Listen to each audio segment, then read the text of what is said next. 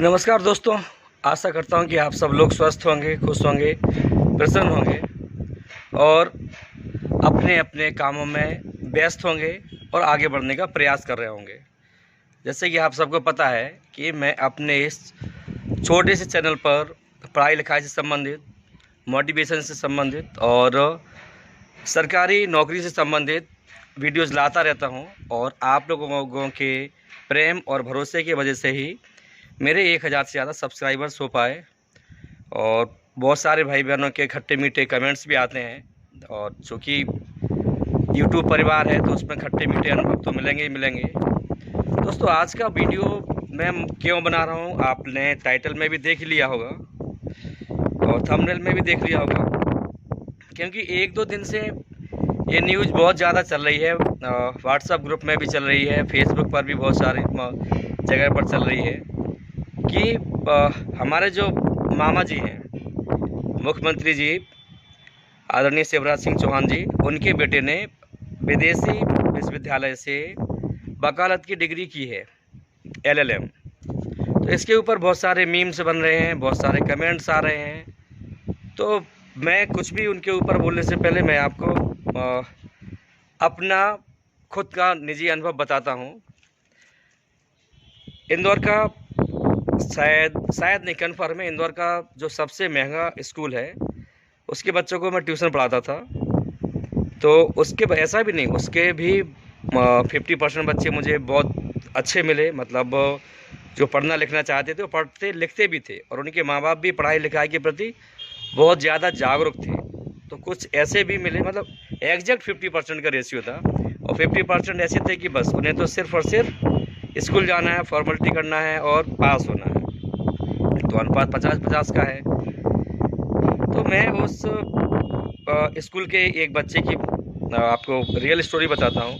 Fees है दोस्तों कितने, हम रोते रहते हैं, मरते रहते हैं कि हमारा वर्ग 1 में हो जाए, वर्ग 2 में हो जाए, वर्ग 3 में हो जाए, हम सिलेक्ट करके असिस्टेंट प्रोफेसर बन जाए। हम इसीलिए रोते रहते हैं ना। पता है दोस्तों, उस स्कूल के नर्सरी के बच्चे की फ़ीस भी कितनी है? क्या आप लोग उसका अंदाज़ा लगा पाएंगे? नहीं लगा पाएंगे हम। क्यों? क्योंकि यार हम जितना सोच ही नहीं सकते उतना उसकी फ़ीस है।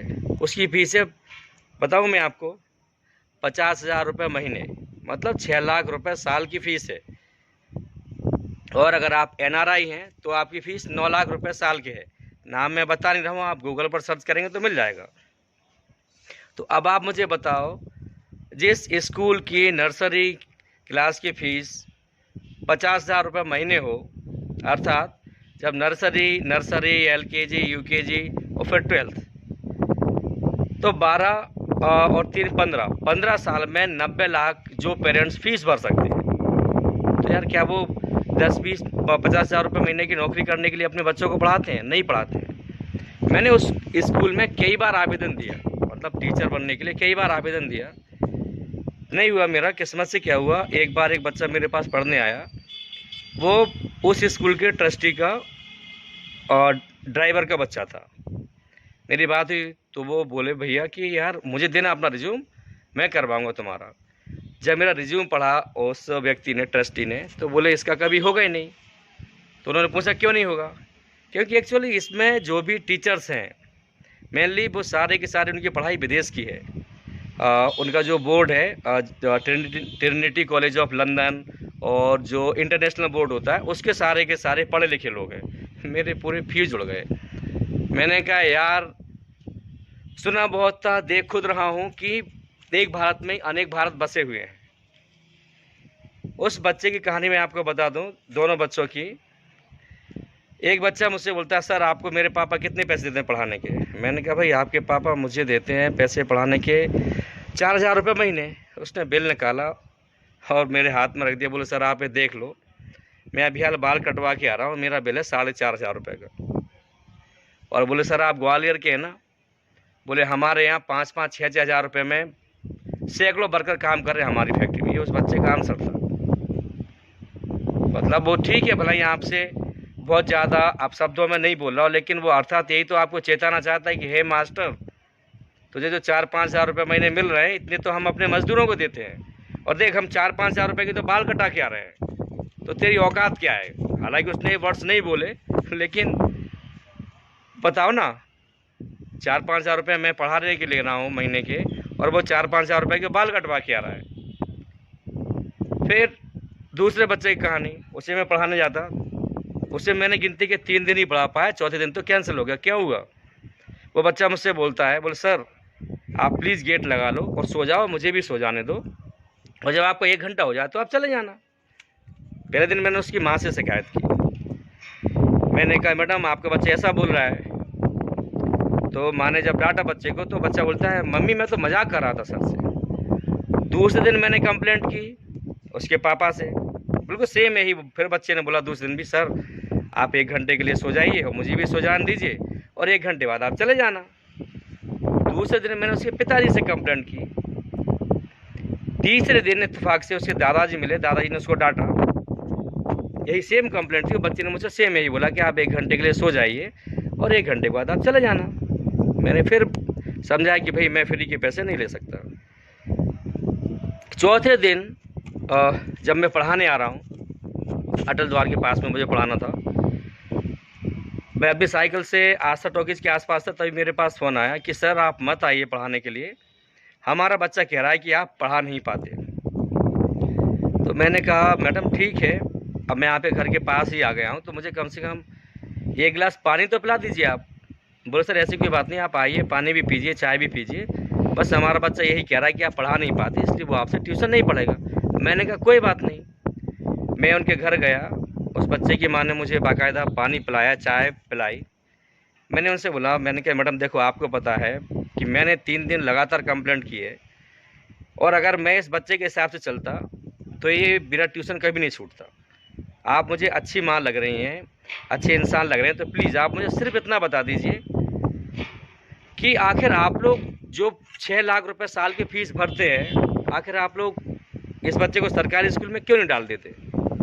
उस माँ ने मुझे बड़ा ही ईमानदार जवाब दिया, और इसी में वो रहस्य छुपा हुआ है जो हम ढूंढते हैं कि आखिर जो नेताओं के बच्चे हैं वो विदेश क्यों चले जाते हैं। आप लोग इसको ध्यान से सुनिएगा। उस माँ ने मुझे जवाब दिया, अरबपति फैमिली थी, और नो डाउट अरबपति भी एक दिन में तो कोई बना नहीं होगा, मेहनत से बने। लेकिन उस लेडी ने मुझे बहुत सुंदर जवाब दिया। पता क्या बोला? बोले सर हम आपसे झूठ नहीं बोलेंगे, हमें पता है कि हमारे बच्चे नहीं पढ़ते, और ऐसा नहीं कि मेरा बच्चा नहीं पढ़ता, मेरे जैसे सैकड़ों और हज़ारों बच्चे नहीं पढ़ते हैं, लेकिन फिर भी हम लोग फ़ीस भर के उसी स्कूल में क्यों पहुंचाते हैं? क्योंकि अगर मान लो हमने अपने इस बच्चे को सरकारी स्कूल में पहुंचा दिया, सरकारी स्कूल में पहुंचा दिया, मान लो मेरा बेटा है, अगर मैंने इसको सरकारी स्कूल में भेजा, कल ये किसी झुग्गी झोंपड़ी की लड़की से शादी करके उसे ले आया, तो हमें उसे अपनी बहू बनाना पड़ेगा कि नहीं? और अगर मान लो मेरी लड़की है और मैं उसे सरकारी स्कूल में भेजती हूँ, और वो लड़की भी कल किसी झुग्गी झोंपड़े वाले के साथ शादी करके मेरे घर आके उसे दामाद बना लिया, तो फिर हम क्या करेंगे? तो हम इन बच्चों को पढ़ने के लिए वहाँ भेजते ही नहीं हैं। हमारा मेन मकसद है कि कैसे भी करके इनका नाम हो जाए कि 10th हो गया, 12th हो गया, ग्रेजुएट हो गए, बस हमारा जो स्टेटस है वो मेंटेन रहे। दोस्तों पूरा शॉक्ड हो गया उनका पूरा ईमानदार जवाब सुन के मैं, कि यार हमें 50,000 दिख रहे हैं, हमें 6 लाख दिख रहे हैं, इनको नहीं दिख रहे हैं, इनको दिख रहा है अपना स्टेटस। इन्हें पता है कि अगर, और बोले जब इस स्कूल में पढ़ेंगे तो सब हमारे स्टेटस के बच्चे पढ़ते हैं, तो अगर मान लो शादी करेगा अभी किसी से, तो हमारे स्टेटस की ही तो लड़की होगी, हमारे स्टेटस का ही तो लड़का होगा। भाई उनका जवाब सुन के आज तक मैं दंग हूँ। दंग के अलावा बिल्कुल सच है। तो जो हम सोचते हैं ना, हम सरकारी स्कूलों में अपने बच्चों को पढ़ाएंगे, ये करेंगे वो करेंगे, बिल्कुल पढ़ाएंगे, पढ़ाना भी चाहिए, लेकिन दोस्तों उनकी सोच साफ है, हमें पढ़ना है नौकर बनने के लिए, हमें नौकरी चाहिए ना। एम आई राइट और रॉन्ग? हमें नौकरी चाहिए, उन्हें नौकर थोड़ी बनाना अपने बच्चों को। यार नेताओं को अपने बच्चों को हमारा तुम्हारा मालिक बनाना है। हम नौकर बनने के लिए पढ़ रहे हैं, और उनके बच्चे हम नौकरों पर राज करने के लिए पढ़ रहे हैं। बोलो दोस्तों गलत बोल रहा हूँ क्या मैं कुछ? तो यार अंतर सीधा सा है, हमारा मकसद है नौकर बनना, नौकरी हासिल करना। हमने कभी पढ़ा है इसलिए कि हमें कुछ अच्छा करके मालिक बनना नहीं, जब तक ना हमें सिखाया गया, ना हमने कभी सीखने की कोशिश की।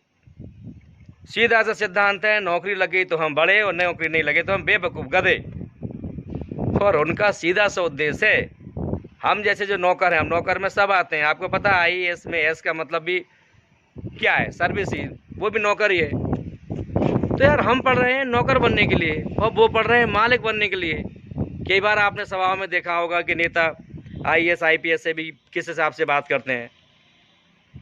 तो इतना सा रीज़न है, इसलिए अब आपको समझ में आ ही गया होगा कि कड़वा सच यही कि नेताओं को हमारे भारत की शिक्षा पद्धति पर भरोसा है ही नहीं। अगर हमारे भारत की शिक्षा पद्धति पर भरोसा होता तो अभी तक जो 2018 में मध्य प्रदेश में शिक्षक भर्ती हुई थी, कभी की भर्ती हो गई होती, लेकिन नहीं। क्यों? क्योंकि उनके बच्चे तो यहाँ नहीं पढ़ रहे ना। और यही लेख मैंने पढ़ा था आज से लगभग 10-12 साल पहले, जब मैं देवास में पढ़ा रहा था शिक्षक दिवस के अवसर पर, कि भाई नेता सरकारी मास्टरों की, सरकारी स्कूलों की चिंता क्यों करेंगे? उनके बच्चे थोड़ी ना यहाँ पढ़ते हैं। बच्चे पढ़ते हैं एक आम आदमी के, गरीब बच्चे, एक गरीब परिवार के। तो फिर उनकी चिंता करना नेताओं का दायित्व कब से बन गया? सिर्फ और सिर्फ उन नेताओं के बच्चे इंडिया में पढ़ रहे होंगे जो बेचारे, हो सकता है एक आध बार ही विधायक वगैरह बन गए हो, सांसद वगैरह बन गए एक आध बार ही। नहीं तो जो लोग पीढ़ी दर पीढ़ी राजनीति में हैं, उनके बच्चे इंडिया में पढ़ते नहीं, कोई भी नहीं पढ़ता। आप देख लो, नाम लेने की मुझे ज़रूरत नहीं है, आप सारे के सारे ज्ञानी हैं। तो दोस्तों, हम सब इतना पढ़ लिख गए हैं काहे के लिए? नौकरी करने के लिए, ठीक है। हमने कभी मालिक बनने का सपना नहीं देखा। तो अगर वीडियो पसंद आए तो आप इसको लाइक करें, शेयर करें, कमेंट करें, और किसी से कोई उम्मीद ना रखें। किसी का मतलब समझ लो मैं क्या कहना चाहता हूँ। हमें आगे बढ़ना है तो हम ही अपनी पीढ़ी को अच्छी शिक्षा दें, उन्हें रट्टू तोता ना बनाएं, उन्हें सोचने समझने की शक्ति उनकी विकसित करें, और उनमें ऐसे गुण विकसित करें कि वे मालिक ही बने।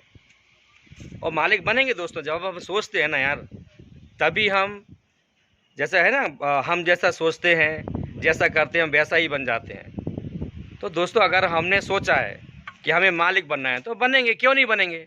लेकिन अगर हमने सोचा ही कि हमें नौकरी करना है तो नौकरी ही मिलेगी, चाहे वो चापलूसी से मिले, चाहे रट के मिले, चाहे कैसे मिले। तो दोस्तों, ये मैंने आपको जवाब दे दिया है। अभी जो 1-2 दिन का फेसबुक व्हाट्सएप ग्रुप पर जो सब कुछ चल रहा था उसका आंसर सीधा सा है, नेताओं को अपने बच्चे नौकर नहीं बनाना है। उन्हें अपने बच्चों को हमारा, जो हम पढ़ रहे हैं, रट रहे हैं या कुछ भी कर रहे हैं, पढ़ लिख के नौकरी करना चाहते हैं, हम जैसे नौकरों का मालिक बनाना ही नेताओं का मकसद है, उनके बच्चों को बनाना। तो अंतर आपको अब समझ में आ ही गया होगा। तो बोलो सरस्वती मैया की जय, सरस्वती माता की तपस्या कीजिए, लेकिन रटने के लिए नहीं, कामयाब बनने के लिए कीजिए। और बाबा साहब ने भी कहा है, शिक्षा वह सिंहनी है जो इसका दूध पिएगा दहाड़ेगा। तो भाई हमें दहाड़ना है, हमें भौंकना नहीं है। और दहाड़ हम तभी पाएंगे जब हम समझ समझ के पढ़ाई करेंगे, नहीं तो हम शायद भौंकने के लायक भी नहीं बचेंगे। अर्थात भौंकने के लायक का मतलब हम किसी चीज़ का विरोध भी नहीं कर पाएंगे। कोई गलत भी हो रहा होगा तो हम विरोध भी नहीं कर पाएंगे। तो हम खूब पढ़ें, लेकिन समझ समझ के पढ़ें और सीखने के लिए पढ़ें, सिर्फ रटने के लिए और कक्षाएं पास करने के लिए ना पढ़ें। आशा करता हूं कि आपको मेरा ये वीडियो पसंद आएगा। प्लीज़ आप इसको लाइक करें, शेयर करें, सब्सक्राइब करें, कमेंट करें, ताकि मैं और भी वीडियोज़ लाता रहूं आपकी पढ़ाई लिखाई से संबंधित, मोटिवेशन से संबंधित, सरकारी नौकरी से संबंधित, और शायद नहीं, सचमुच मालिक बनाने लायक जो चीज़ें हैं, मालिक बनाने के लिए जो काम करने चाहिए, उनसे संबंधित वीडियोज़ भी मैं आप तक लाता रहूं। दोस्तों, खूब मेहनत कीजिए, स्मार्ट वर्क कीजिए, आगे बढ़िए।